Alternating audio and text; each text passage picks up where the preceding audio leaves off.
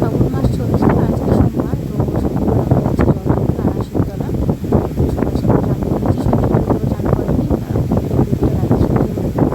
সন্ধ্যেবেলা দিকে চান করে তারপরে জল তুলে সোজা চলে যাবো আমরা আড়াশিতলা। তো এখানে আমাদের বাড়ি খুব বেশি দূর রাস্তা না, ওই 20-25 মিনিট লাগে যেতে। আমরা এখন যাচ্ছি ব্যারেজ থেকে আগে জলটা তুলবো, সন্ধ্যেবেলা চান করে তারপর ওখান থেকে সোজা আড়াশিতলা যাবো। আগেরবার মা, বাবা, আমি, সাগর সব গেছিলাম হেঁটে হেঁটে। তো জলটা হয়েছে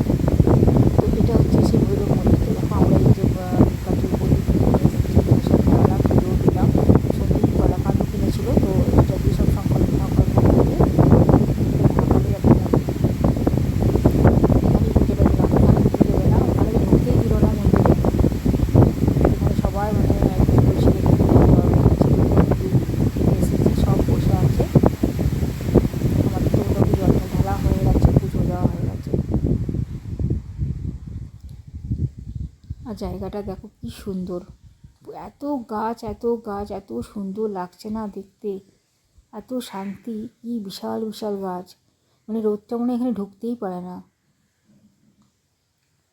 আর ওই পাশে দেখলাম খাওয়ার লাইন, পুজো দেওয়ার পর সব খাওয়া একদিকে, কোনো মানে প্যান্ডেলে পোলাও খাওয়াচ্ছে, পোলাও আলুর দম, কোথাও আবার খিচুড়ি পায়েস খাওয়াচ্ছে, কোথাও লুচি আলুর দম এগুলো খাওয়াচ্ছে। তো চলো আমরা গিয়ে এবার একটু খাবো, অনেকটা বেলা হয়েছে। এই যে এই প্যান্ডেলগুলোতে সব রান্না হচ্ছে আর এরকম ফ্রিতে খাওয়ানো হচ্ছে, এগুলো কিন্তু পয়সা নিচ্ছে না, সব ফ্রিতেই মানে খাওয়ানো হচ্ছে। প্রচুর প্রচুর ক্লাব থেকে এগুলো খাওয়ানো হয়, সবার হাতেই প্লেট, কেউ খাচ্ছে খিচুড়ি, কেউ খাচ্ছে লুচি, যার যেটা খুশি খাচ্ছে, কেউ খাচ্ছে পোলাও। দেখতে বেশ ভালো লাগে কিন্তু। আগেরবারও এসেছিলাম, আগেরবার তো মা বাবা ছিল বলে আরও ভালো লাগছিলো। এবার একা একা, সাগরও নেই, সাগরও চলে গেছে স্কুল। ছোটো ছোটো বাচ্চাগুলোও যে এসেছে হেঁটে হেঁটে কোথার থেকে, এই যে এখানে খাওয়াচ্ছে লুচি, কিন্তু বিশাল লাইন, লাইনে দিলে হবে না, লাইনে যদি দাঁড়াতে যায় না এই লুচির জন্য তাহলে মনে হয় বিকেল হয়ে যাবে। দাঁড়াও, সাইড থেকে কোনো রকম গিয়ে একটু নিতে হবে, লাইনটা এখানে শুরু আর শেষ যে কোথায় জানি না, ওই যে ওই দিকে চলে গেছে। তো চলো আমরা ফাঁক দিয়ে না নেওয়ার চেষ্টা করি। যে আমি সঞ্জীবকে বললাম লাইনে দাঁড়ালে হবে না, এখানে প্রচুর লাইন, লাইনে দাঁড়িয়ে দরকার নেই। আমার তো একটু চা খেতে ইচ্ছা করছিলো, অনেকক্ষণ ধরে চায়ের একটু নেশা উঠেছিলো, সকাল থেকে চাটাও খাইনি। সঞ্জীব খুঁজে বেড়াচ্ছে লাইন, তো আমরা লাইনে না দাঁড়িয়ে সাইড থেকে, এই যে সাইডের এই পাশ থেকে এসে সোজা ঢুকে গেছি। লাইনে দাঁড়ালে অনেকটা লেট হতো। সঞ্জীবকে বললাম এটা না খেয়ে একটু খিচুড়ি খেলে হতো, ছোটো ছোটো বাটি করে খিচুড়ি দিচ্ছিলো। আগেরবার লুচিটা খেয়েছিলাম, প্রচণ্ড শক্ত ইটির মতন ছিল। এই যে এইখানে দেখো, এই যে লুচি আলুর দম বোঁদে এইভাবে ভিতরে যে রান্না হচ্ছে, সব ছেলেগুলো এইভাবে পরিবেশন করছে। এই যে দেখো আমাকে দিয়েছে কি, লুচি দিয়েছে, আলুর দম দিয়েছে, বোঁদে দিয়েছে, এরকম থালাই করে করে দিচ্ছে। তারাও এক সাইডে যায়, সঞ্জীব তো এগিয়ে গেছে ওই যে ওইদিকে, এক সাইডে গিয়ে করে দাঁড়িয়ে দাঁড়িয়ে খায়।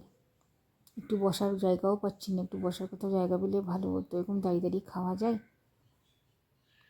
সঞ্জীবকে বললাম একটু খিচুড়ি খেলেই ভালো হতো, এই লুচিগুলো না খুব শক্ত, সেই দাঁত ভেঙে যাওয়ার উপক্রম। তো চলো এক সাইডে দাঁড়িয়ে লুচিগুলো একটু খাওয়া যাক। পাটাও ব্যথা করছে, সঞ্জীব বাবা চপগুলোকে কোথায় ঢুকিয়ে রাখছে দেখ। সবার হাতে এখানে থালা, আমাদেরও হাতে থালা, আমি দেখ হাতে থালাটা নিয়ে দাঁড়িয়েছি, যে সঞ্জীব খেতেও শুরু করে দিয়েছে। তো চলো আমাদের মোটামুটি খাওয়া হয়ে গেছে, এবার আমরা এখান থেকে এবার বেরিয়ে যাচ্ছি। মেলাটাও এক চক্কর দিয়ে নিলাম, দেখলাম মেলাতে কিছু নেওয়ার নেই, এবার সোজা যাবো বাড়ি। সঞ্জীব পুরো ভিজে আছে, গায়ে মানে জামা প্যান্ট সব গায়েই শুকাচ্ছে ওর। আমি তো তাও শুকনো অবস্থায় এসেছি, ও তো পুরো ভেজা। এখনও কত কত লোক দেখো লাইনে দাঁড়িয়ে আছে, এদের যে কখন হবে, এরা মনে হয় বাড়ি যেতে যেতে সেই বিকেল। ভাবলাম দু চারটে একটু নেবো, সুতোগুলো নেবো। তো সঞ্জীব বললো সেই রঙ উঠবে, গোটা গায়ে লাগবে, তার থেকে না নেওয়াই ভালো। একবার বলছিল চা খাবে, তো বললাম না, অনেকটা বেলা হয়েছে আর ভালো লাগছে না, আবার অন্ধকার করে এসছে, মেঘটা নামাবে নাকি কী জানি। সোজা বাড়ি যেতে পারলে হয়। এই যে এই চায়ের দোকানটা না খুব সুন্দর, আগেবার আমি চা খেয়েছিলাম। তো চলো তাহলে আস্তে আস্তে টুকটুক করে বাড়ি যাই, দেখা হবে আমার নেক্সট ভিডিওতে। Tata bye bye.